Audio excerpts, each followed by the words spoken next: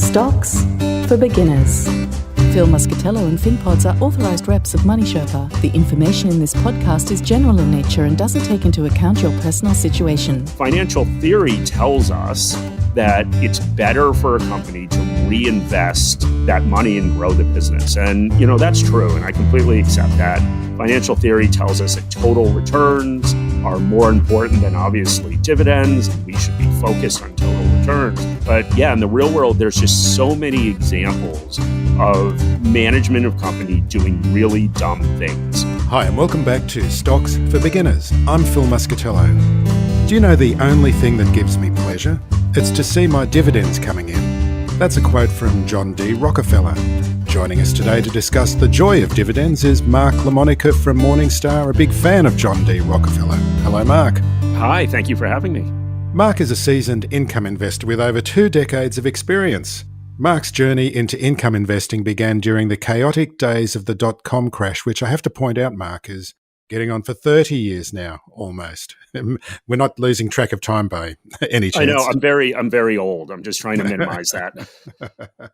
So can you tell us more about that experience and what made you see dividends as a tangible and appealing investment opportunity during that time? Yeah, absolutely. So, I think more than anything else, we're obviously all shaped by our experiences. And during that dot-com bubble, I was in college, and like many Americans and people around the world, obviously I was captivated by how well the market was doing. And I opened up a brokerage account and started investing. And basically at the time, I really did what I think a lot of people did and, read a couple articles and decided, the internet was obviously going to revolutionize everything and that was the place to go. And basically things did not work out very well for me, like many other people. So I chased some of these tech darlings without, in retrospect, knowing at all what I was doing. And I think kind of coming out of that, I was still very interested in investing. But there was so much during that time period that just was not real. So there were companies that didn't have real earnings. There were a lot of scandals involved as well, as we often see at the top of a bubble. We had accounting scandals at Global Crossing and WorldCom, just to name a few of those companies. And really what I was looking for is, I think, and you said it in the question, is something real and tangible. And I think getting back to the basics of investing and the fact that you are the owner of a business, that business hopefully generates earnings and cash flows, and a dividend is a way to get some of that money back of the company that you own. So it just seemed like something that I could anchor on. And, I dove into Excel and started modeling a couple things out and started to think like what a great concept this is, that for doing nothing, you are actually getting paid. And I think just as I started work and as I graduated college and started work, and I think like many people, obviously, when you first start out, you're not doing the most exciting work in the world. I was thinking, okay, how can I get out of this? Is this going to be the next 40 years of my life? And I think kind of the two things came together. And yeah, that was at a very young age when I became interested in income investing. And that's something that many investors never get past, is the stories, rather than looking at the stories as looking at the numbers. And rumor has it that you still have an AOL email account, by the way. I'll just Exactly. I am ancient. I can barely make it to work every day. So what would you suggest to someone who is starting out? And of course, they get interested in stories, and so many times the news is about the stories. How would you suggest people just start taking that first step at looking at a company as a real business rather than a ticker code? Yeah, I think the first thing is just having self-awareness that we are always going to be attracted to narratives. And one of the problems with investing is, of course, the market is forward-looking. And it can be a very compelling story, and it can in fact be true. But if that's already priced into the market, if those expectations are already priced into the market, there really isn't an opportunity to get a strong return out of that. So what you need is for the expectations and in reality what happens to be different. So the more hype around something and the better that story sounds, the harder it is for the companies involved in that to actually exceed those expectations. And I think going back, and a comment I made a couple minutes ago about the dot-com bubble, is the story back then was that the internet would change everything. And the internet did change everything. But the problem was that there was such high expectations about, number one, I guess, the rate of change and the way that that would be monetized, that these companies were all trading at such high levels that even companies like Microsoft and Cisco, companies that are very strong companies still, even those companies took decades and decades to make up for the losses that they had after that dot-com fall. It wasn't because they were not great companies. It's just because those expectations were so high that they couldn't meet them. And it just took a very long time to shake that out. So I just think it's always important to remember that once you hear this compelling narrative, that is not a piece of information that you've uniquely discovered. That is something that's widely known, and it's generally priced into the market. What was the first company that you received a dividend from, and how did it feel? Yeah, it's a good question. So I will say that pre-college, I was lucky enough that my parents actually gave me small gifts of shares for my birthday and for Christmas. And so I believe the first company I've ever received a dividend from was Nike. That was just shoes that I liked when I was younger. So I think my parents were going with that old adage of, to try to get somebody interested in something, give them shares in a company they're interested in. But when I think about kind of the first dividend investments that I made when I was consciously doing it, was at the time, since broken up, into Philip Morris, which is tobacco share. And, it's broken up into kind of multiple companies at this point. But that was probably my first dividend purchase. And yeah, how did it feel? I think it felt good to see something, once again, kind of tangible coming out of this investment. And I reinvested the dividend. It isn't like I spent it. It didn't have any sort of meaningful impact on my life. But yeah, it was just something about kind of seeing that hit the account that made me think, okay, well, if this is something that I can continue to grow this income stream at some point in my life, hopefully it will make a difference in my day-to-day existence.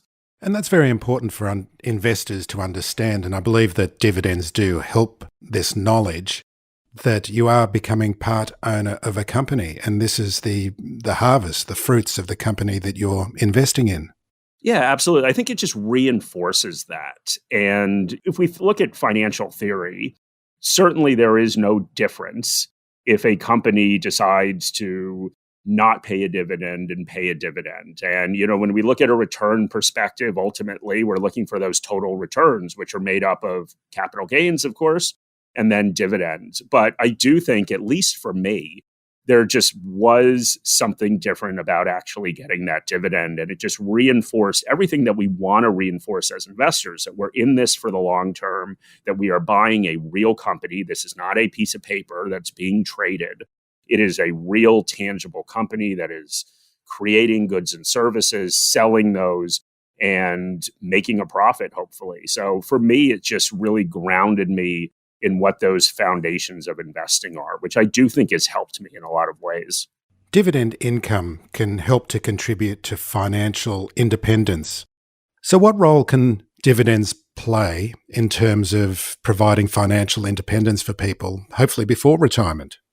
Yeah, no, it's a great question. And, financial independence is a driver, I think, of a lot of investing and why people do invest. And it is important to acknowledge that financial independence does mean very different things to different people. And to me, more than anything, it is sort of independence from your 9-to-5 job.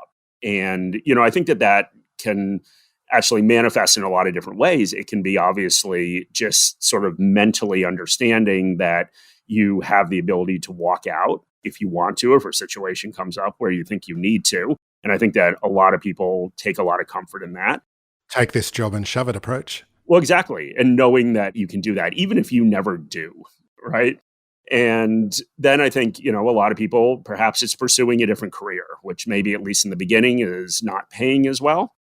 And it's potentially working part-time. So there's all sorts of things that I think financial independence means. But all of it is, as you said in the question, all of it is having a pool of money that you can access prior to retirement. We all need to take care of retirement, and that's something that is a common investing goal, but it's also building up something that can be spent before retirement. And, the problem that you run into, of course, is how do you actually access that money? And obviously, you can sell off your investments, and then you get into all sorts of different things around, okay, how much can you take out every year? What's the withdrawal rate? Are you going to run out of money? But one of the attractive things to me about dividends is if you are living off of your dividends, or if you're taking those dividend payments and spending them on something, in theory, you're never going to run out of money because you're not selling off any of your principal. So the actual shares that you own that are generating those dividends. Now, there's a lot of things we need to be careful about in terms of dividends getting cut or eliminated. But if you have a well-diversified portfolio, lots of different streams of income in there, then hopefully that's a situation where you can continue to grow that income stream even as you're accessing it. It will lower your overall total returns because you're taking those dividends out, but it's still an opportunity then to generate some income to give you some independence, whatever that means for you.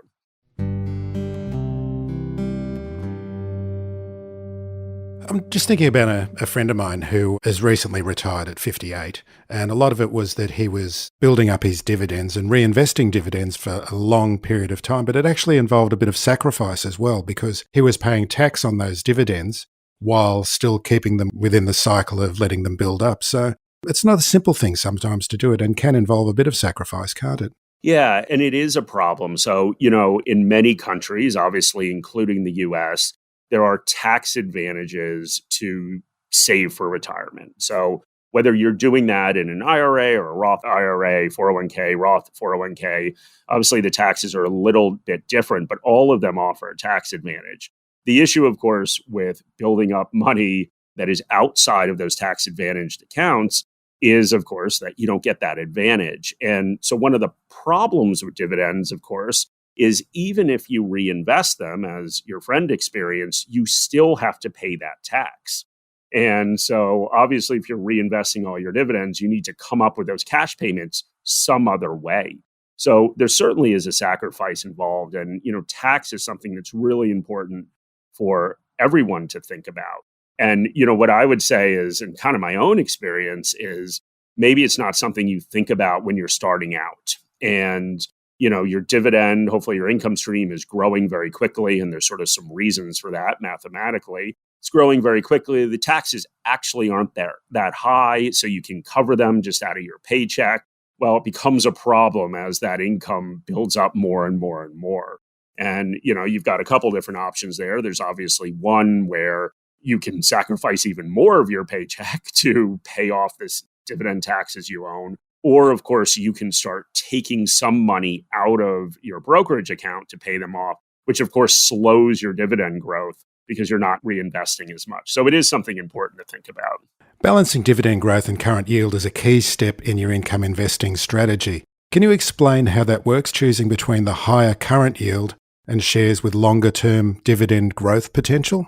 Yeah, I think the problem that a lot of investors run into is they decide that, and for a lot of people, this honestly happens later in life. Me doing this as a 21-year-old was unusual. A lot of people kind of go for the home run shares and go for the growth shares that probably don't pay a dividend. But the problems is people decide, okay, I'm an income investor now, or I want to earn more income.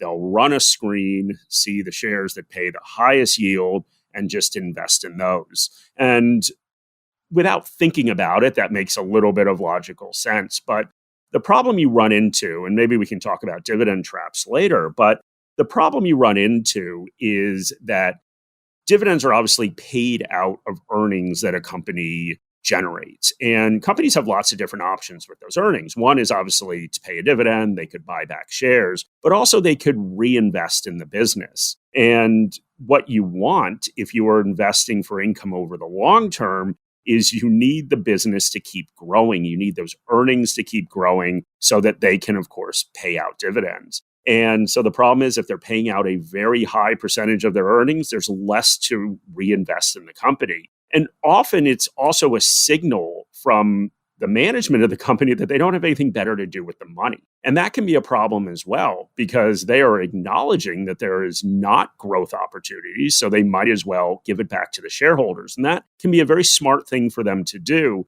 but it's also a signal that you're probably not going to get that growth going forward. And I think it's all about a balance. And I think what you want is obviously, and we talk about diversification all the time with investing, but we want to take a little bit of a different lens on it with an income investing strategy, is that what we're really trying to diversify is those sources of income. And we're trying to diversify between the industries, the countries we invest in, where that income's coming from. But we also want to diversify between higher yielding shares and then shares where there's hopefully a longer runway for growth. So maybe it is a good time to talk about dividend traps, because you can end up in the trap that all you're looking for is the dividends, and then the dividends disappear, and of course the price of the stock falls as well, and so you get the double whammy. Yeah, exactly. And that happens, once again, if we go back to the scenario where we are screening for yield. So we're saying, okay, these are the highest yielding shares. I should just invest in them because I want income. Well, one of the problems is that, of course, the yield on a share has to do with the dividend. It also has to do with the price. So an easy way for a company to be a high yielding share is for the price to fall significantly. And so if you don't do your homework, you could see that, as I said before, that investors are anticipating the future, that they've already anticipated this dividend is going to be cut. And I'll use a very simple example, but the share has always been trading at a 5% yield. It's always been around there. And all of a sudden it goes up to a 10% yield. Well, that could make you think this is a great bargain, right? So all of a sudden, I can go out there and get this underpriced share because it's trading at a 10% yield. Well, maybe all of the investors have sat there and figured out that this company is going to cut its dividend by 50%. And so they're just reacting to that future scenario. So that's really why you want to avoid those dividend traps. And like anything else in investing, all it means is doing research and doing your homework, and not just sitting there and buying things off of these metrics without understanding them. Because every financial ratio around a company could be good, could be bad. You need to understand why it is where it is in order to actually go out there and use that as a signal to buy something. It's worth keeping in mind as well that a dividend yield, when you look at it on, say, Yahoo Finance or whatever, is a backward-looking metric, isn't it? Exactly. And, dividends, this is not an interest payment on a bond. A interest payment on a bond is, well, it's not guaranteed because obviously the issuer of the bond can default, but that's a contractual obligation that they have to pay that to you unless they are unable to, which means they're going bankrupt. And a dividend is a choice. And it's a choice, obviously, it's just a choice by management if they want to do it. It is based on if the company makes enough money where they think they can pay that dividend. So there's all sorts of factors that go into that. And so just because a company paid $1 last quarter does not mean that they will or can pay $1 next quarter. So yeah, all that dividend information and all the financial information we have about companies is in the past. We're just trying to use that past to try to figure out what's going to happen in the future. Because there's many companies, and Warren Buffett's a great fan of this as well, is they would rather reinvest their capital into activities that are earning more money. So it is a bit of a trade-off, isn't it, that the companies can decide to pay a dividend unless they feel that they can actually earn more money by using that on behalf of shareholders. Is that sort of a good summary? Yeah, absolutely. And I always think the Buffett example is always interesting. So as you said, he certainly feels like he can do a better job investing that money either in one of the wholly owned businesses they own or going out there and building up his portfolio. And if you're Warren Buffett, then absolutely, I agree. But interestingly enough, a lot of the company he invests in, whether he buys the whole company or whether he's buying just shares of that company, are either dividend payers or companies that generate huge amounts of cash. So it is interesting that he is saying that I'm Warren Buffett, I'm not going to do this. But when he goes out there and invests, those are the companies he's looking for. I always think that's interesting. But one important thing to remember is that while in theory, when we sit here and we say, okay, yes, a company should reinvest in the company, you're also assuming that management makes good decisions with that money.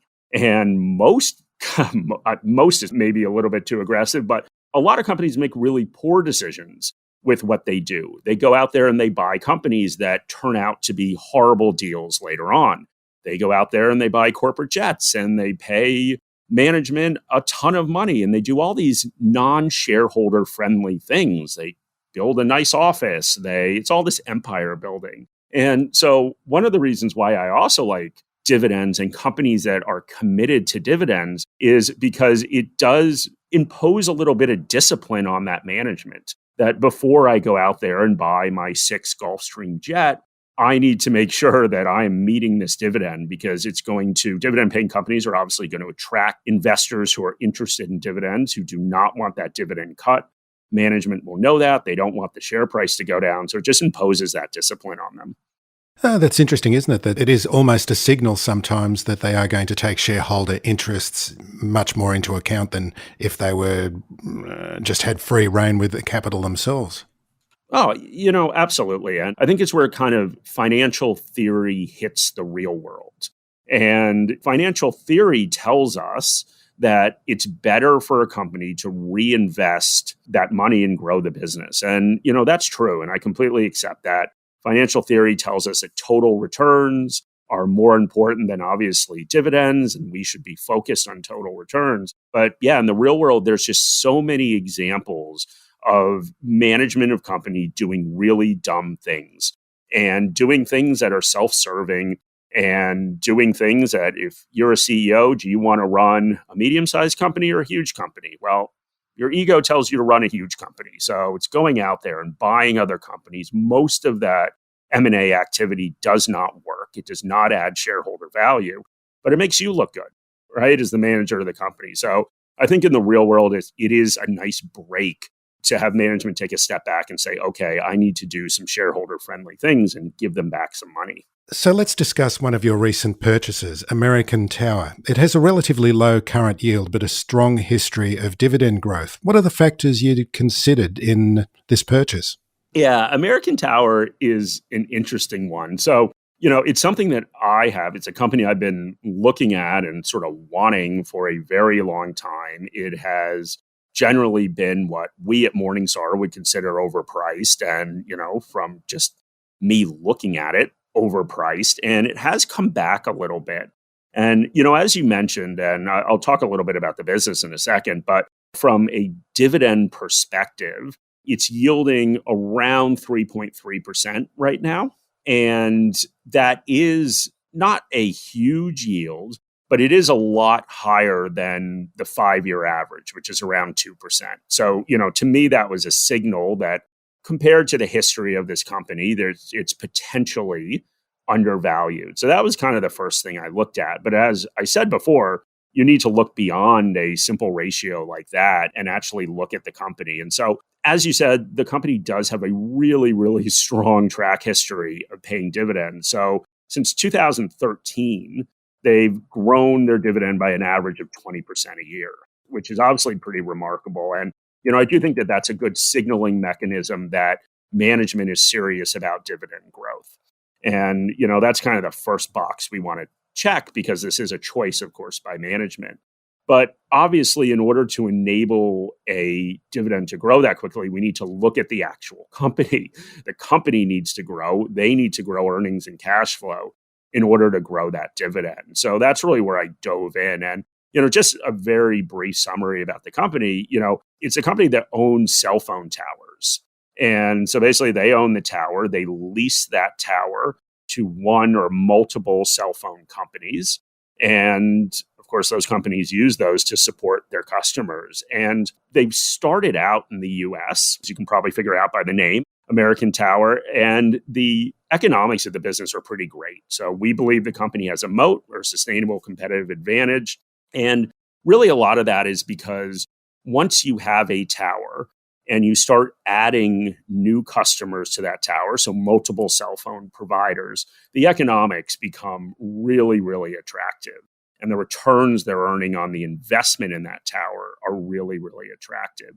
And obviously, as first cell phone adoption grew, and then obviously as data is becoming such a big part and for many people, the primary reason that they have a cell phone, that mobile data growth has really helped the company. And that's been great. But, the US, which is their core market, has really become saturated.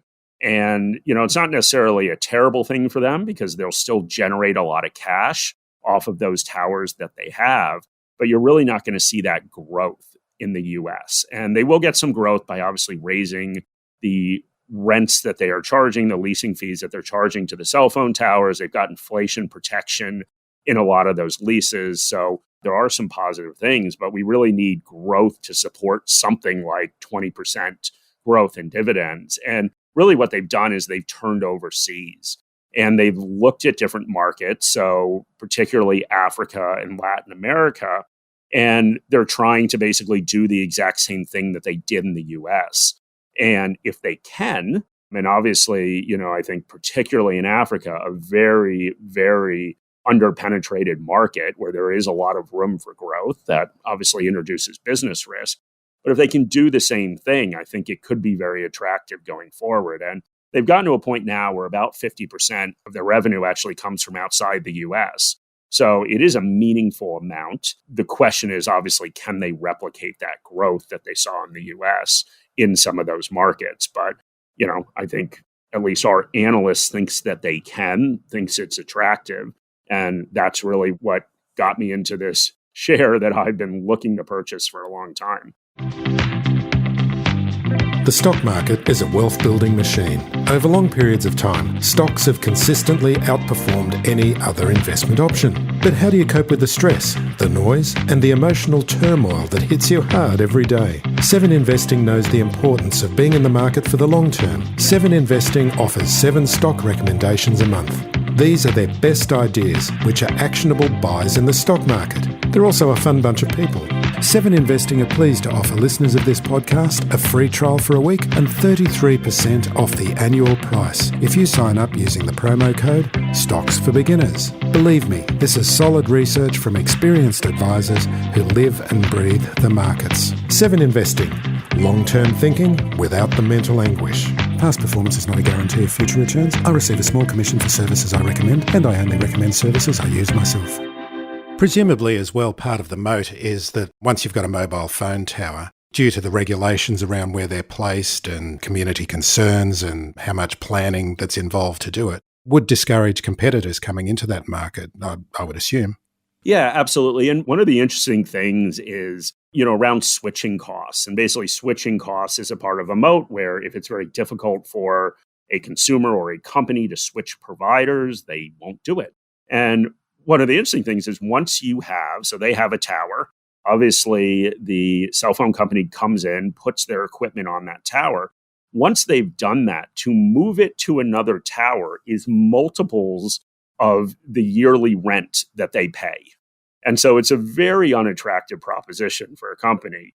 And if it's going to cost you 3 years of rent, literally just to take your equipment from one tower, even if somebody else builds one right next door, nobody's going to do that, or very few people will do that. And there's very little you can do to incentivize them to do that. So, and we can even think about this in terms of our own mobile phones. If I was trying to switch providers and it cost me 3 times the amount I pay per year for my plan, I'm probably not going to do it. So I think because they have so much market share, that just protects the market share, which is good, allows them to generate cash in the US that they can invest internationally and then hopefully grow more. How do investors set up dividend reinvestment plans? Yeah, I mean, it varies, I guess, by broker that you use. Personally, I use TD Ameritrade, which is now Schwab. And I just send a message basically saying, I want to set up a dividend reinvestment on the following shares. So yeah, it's very easy, at least with them. But yeah, you do it through your brokerage. It's not difficult. I assume it might be a little bit different from a procedure standpoint, but yeah, just not difficult to do. Are there any particular sectors or industries that you find attractive for income investing at the moment? Yeah. So first off, I will say that obviously at Morningstar, we cover a lot of different shares. And if we look at the US market right now, we think that it is fairly valued. So basically, our analysts come up with fair value estimates for individual companies that they cover. And then we look at the price and see how that compares. So the market overall is fairly valued. From a sector perspective, there are some places that we think are slightly undervalued. One is actually real estate, so real estate investment trusts. Now, there's a lot of reasons why real estate isn't that attractive right now. Obviously, with interest rates going up, that is a problem. So a lot of these companies do borrow a lot of money. Obviously, to build a building or to buy a building does cost a lot of money. So investors aren't really happy about that. The other issue that they've run into, particularly in the office space, that as companies have been reducing their footprint, that has certainly made it very difficult to be a landlord if you are investing in the office space. And then, kind of finally, just interest rates affect valuation levels of real estate. So some building you own is probably worth less now. And we've certainly seen that in some of the sales that have gone through. So there are certainly a lot of issues, but traditionally, real estate investment trusts, and actually by law, they have to pay out 90% of their earnings. So traditionally, that is a place where you can go and potentially find dividends, just being very wary of the environment we're in and trying to find the right company. I guess from my own perspective, and maybe not particularly with how the market's doing right now, really what I've looked for and the companies that I'm comfortable with are companies that are less cyclical. And cyclicality refers to how changes in economic conditions affect that company's earnings. So companies can be highly cyclical if they're going up and down across the economic cycles that we go through. But I've really looked for things that are not cyclical. And as an income investor, what I'm looking for is companies that are not going to see huge hits to their earnings, because of course that could, number one, it could put their dividend in danger. And number two, it means that they are probably less likely to want to aggressively raise that dividend when they know that the next economic downturn is probably going to hit their earnings. So I've always tended to go into more infrastructure companies, consumer defensive companies, things like that I've always been more interested in. And I think that's sort of number one, maybe I obviously walk through kind of the strategic reason why I think it's good for dividend paying, but also just from a temperament standpoint, it makes me more uncomfortable. So those are just the companies that I found attractive. Mark, please tell listeners where they can find out more about dividend stocks using Morningstar. Yeah, absolutely. So despite my accent, I am American. I am living in Australia right now. So if anyone wants to visit our website in Australia, morningstar.com.au, you can go on to there. And then with a colleague, I have a podcast called Investing Compass, and we talk about income shares frequently. So you can find that on any podcast provider. Mark LaMonica, thank you very much for joining me today. Thank you very much. Thanks for listening to Stocks for Beginners. If you enjoy listening, please take a moment to rate or review in your podcast player, or tell a friend who might want to learn more about investing for their future.